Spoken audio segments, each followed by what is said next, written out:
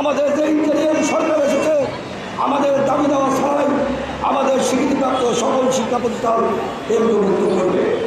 আমরা জেলায় জেলায় মানববন্ধন করেছি, স্মারকলিপি দিয়েছি, মাননীয় শিক্ষা উপদেষ্টার সাথে শিক্ষা সমিতি বোর্ডের সাথে একাধিকবার কথা বলেছি, তারা আশ্বস্ত করেছে, আমরা মানে ফিরে গেছি। পরবর্তী পর্যায়ে আপনারা জানেন আমরা এখানে প্রথম দফায় 14 দিন, দ্বিতীয় 3 দিন এবং 67 দিন, সর্বমোট 87 দিন আমরা এখানে অবস্থান করেছি।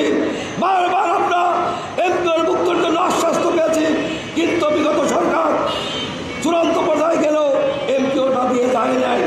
বর্তমান সরকারের কাছে বাংলাদেশের সর্বোচ্চ গণতান্ত্রিক সরকার এই তারেক রহমান সরকারের কাছে আমাদের প্রত্যাশা ছিল, তারা ক্ষমতায় এসে অগ্রাধিকার প্রোগ্রামের মধ্যে যেমন ফ্যামিলি কার্ড, কৃষক কার্ড এবং ইমাম মুয়াজ্জিনদের যে ভাতা দিয়েছেন, আমাদের এমপিওটাও অগ্রাধিকার দিবেন 180 দিনের